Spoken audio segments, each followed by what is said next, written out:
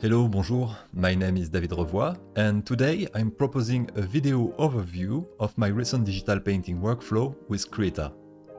I'll comment the time-lapse picture of the illustration you can see right now on your screen. So, without waiting for more, let's start. Preparing a thumbnail or a sketch with a large brush always helps me to solve on the main problem when I start an illustration. And this problem is what to paint and where to paint it and how to organize the composition. And I guess we are a lot into this problem at first.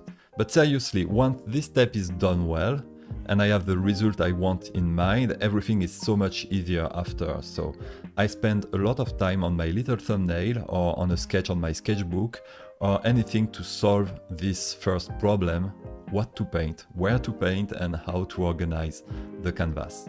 Once I have the idea of the main composition, I reduce its opacity and start to draw over with a thin line. I'm not making beautiful lines like I would for a comic book line art or this type of things.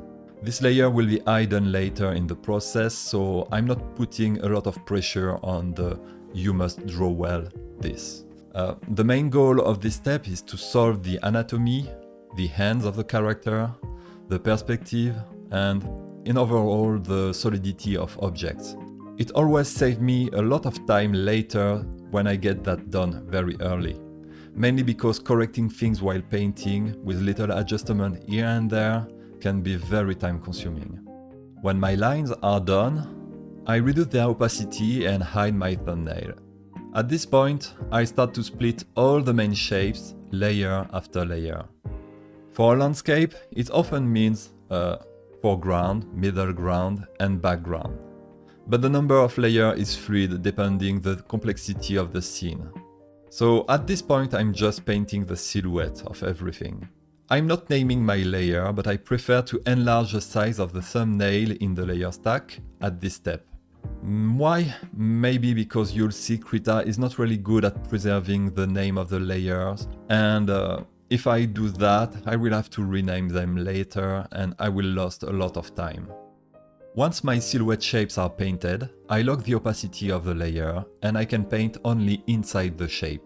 And then I paint a path with a very flat color as if the light was an overcast. And an overcast is like when the light comes from a cloudy day. So there is light coming from all directions, but no colors are too vivid. And you can see only a deep contact shadow here and there. It's a bit easier for me to start painting this way because I can focus my attention on the rocks, on the bark of the trees, and I can also keep a sort of consistency between colors when I have multiple panels. So, for example, when I have a dialogue with two characters and there is often some color that come back on the same page. So that's why I started to paint this way.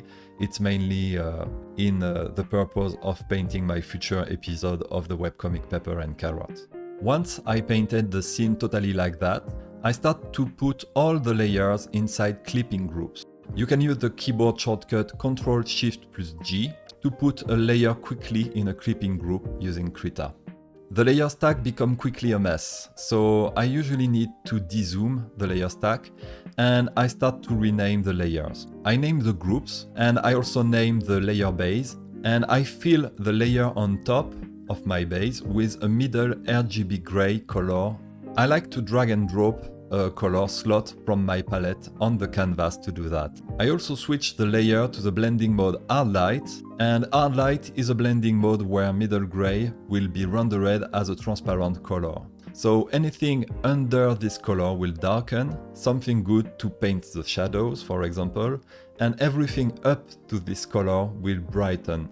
So it's good to paint highlights. At this moment, I also enter a command line to modify a setting of my tablet. I switch the Ctrl-click color picker that I have on the first button of my stylus to a Ctrl-Alt-click action. This Ctrl-Alt-click action will pick only the color on the current layer. This will be useful for painting and picking the color of our shadows and light. And that's why I filled the color of the layer with a solid middle gray.